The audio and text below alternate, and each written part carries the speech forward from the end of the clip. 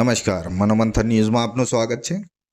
દામાવાવ અથવા રીછવાણીને નવીન તાલુકો જાહેર ન કરવામાં આવે ત્યાં સુધી ઘોગંબા તાલુકાના 35 ગામો ઘોગંબા તાલુકામાં જ રહેવા દેવા કલેક્ટરને આવેદનપત્ર આપી કરી રજૂઆત। હાલ નવા તાલુકાની માંગને લઈ હિલચાલ ઊભી થઈ છે, ત્યારે ઘોગંબા તાલુકાના 35 થી 40 જેટલા ગામોના સરપંચો, આગેવાનો તેમજ ભાજપ, કોંગ્રેસ અને આમ આદમી પાર્ટીના કાર્યકરો પક્ષ પાર્ટી ભૂલીને એક થઈ ગુંદી તાલુકા માટે ઠરાવ કરવા જણાવતો પરિપત્ર કરવામાં આવ્યો હતો, જેને લઈ પરિપત્રમાં જણાવેલ ગ્રામજનો તથા દરેક ગામના સરપંચો, તાલુકા, જિલ્લા પંચાયત સદસ્યો, આગેવાનો મોટી સંખ્યામાં એકઠા મળી મીટિંગ મળી હતી, જેમાં સૌની સહમતિથી નવીન ગુંદી તાલુકો બનાવવા ધારાસભ્ય કાલોલ દ્વારા પોતાનું અંગત હિત જાળવવા માટે પોતે સત્તાનો દુરુપયોગ કરી તલાટી તથા સરપંચોને તેમજ તાલુકા પંચાયત સભ્યો પાસે દબાણ કરી નવીન તાલુકાની માંગણી તથા ઠરાવો દબાણપૂર્વક માંગવામાં આવ્યા હોવાના આક્ષેપ થયા છે। ધારાસભ્ય જેઓએ મનસ્વી રીતે નિર્ણય કરી પોતાના ગામમાં માંગણી કરી રહ્યા છે, ત્યાં નિયમ મુજબની કોઈ પણ સુવિધાઓ ઉપલબ્ધ નથી।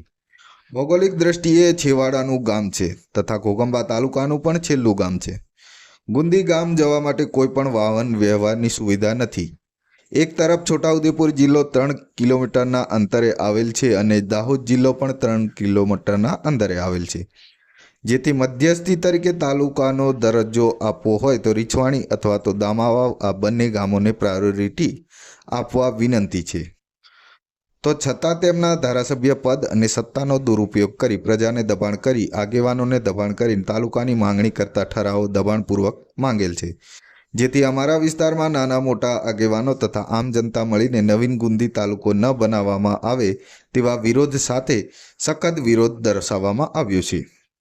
તેમ છતાં સરકાર નવીન ગુંદી તાલુકો જાહેર કરાશે તો ઘોગંબા તાલુકાના સૌ આગેવાનો તથા તમામ ગામના પ્રજાજનો દ્વારા ગાંધી ચિંધ્યા માર્ગે આંદોલન કરવાની ચીમકી ઉચ્ચારી છે। आज रोज कलेक्टर साहेब ने आवेदन पत्र आपवा माटे आव्या छे। अमारा लोकलाडीना धारासभ्य फतेहसिंह साहेबे पोतानी मनसूबी मुजब अलायदो गुंदीने तालुको मांग्यो। ए तालुका मांग्यो एनी जाण अमने वाया मीडिया अने परिपत्रों द्वारा थता अमे जाण थई, जेथी करीने अमे लगभग 25 થી 26 गामना આગેવાનો અને તમામ નાગરિકો ભેગા મળ્યા પછી નિર્ણય કર્યો।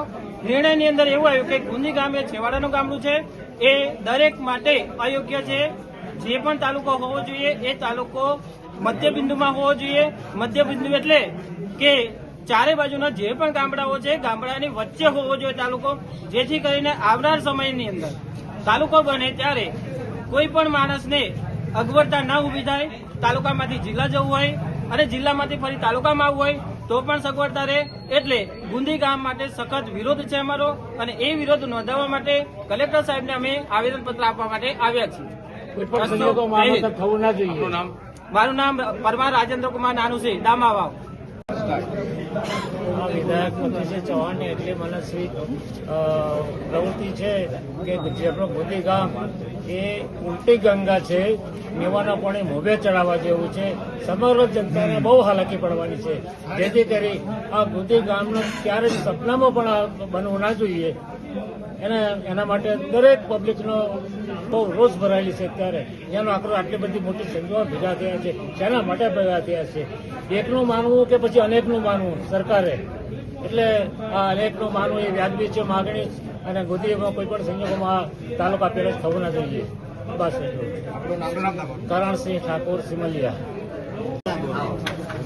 અમારે ઘોગંબા તાલુકામાંથી વિભાજિત કરી અને ગુંદી તાલુકો જે બનાવવાનું મીડિયાના માધ્યમથી અમને જાણવા મળ્યું કે ભાઈ અમારા 25 ગામો ગુંદી તાલુકાની અંદર સમાવેશ કરી અને નવીન તાલુકો ગુંદી બનાવવાનું માન્ય ધારાસભ્યશ્રીએ આયોજન કરેલુંની માહિતી અમને મળતા અમે 25 ગામના આગેવાન, તમામ સરપંચશ્રીઓ અને બધા ભેગા થઈ અને નિર્ણય કર્યો કે ભાઈ આપણને ગુંદી છેવાડાનું ગામ છે, એ ગામ અમને પોસાય એવું નથી, અને અમારે આવા જવાની પણ અગવડ પડે, અને બીજી વસ્તુ કે ગુંદી ગામ એ અંતરિયાળ અને છેવાડાનું ગામ છે, જેથી કરી અને અમને બિલકુલ પોસાય એવું નથી, જેથી અમે એવો નિર્ણય કર્યો કે ભાઈ અમને જો ઘોઘંબા તાલુકો અમારો હાલમાં ચાલુ છે, જો અમને વિભાજનમાં નહીં તો એમને ગુંદી તાલુકો બનાવવો હોય તો અમારો કોઈ વિરોધ નથી, પણ અમારા ગામો ઘોઘંબામાં જ રાખવામાં આવે એવી અમારી માંગણી છે.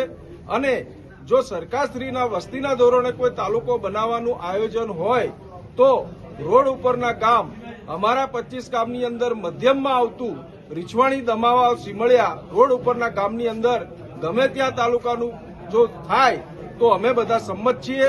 અને ગુંદી માટે અમારું આજે પણ ના છે અને આવનાર સમયમાં પણ કોઈ થશે તો પણ અમે ગુંદી ગામના તાલુકાની અંદર અમારી કોઈ સંમતિ આપવામાં આવશે નહીં. અને સરકારશ્રીને અને માન્ય કલેક્ટર સાહેબને અમે વિનંતી કરવા આવ્યા છીએ કે સાહેબ ગામ લોકોને અને ગામ સભાને સાંભળવામાં આવે, ગામ સભાના ઠરાવ લેવામાં આવે અને એના ઉપર આપ સાહેબ નિર્ણય કરજો એવી વિનંતી કરવા આવ્યા છે. માવી અશોક કુમાર ઇન્દ્રસિંહ.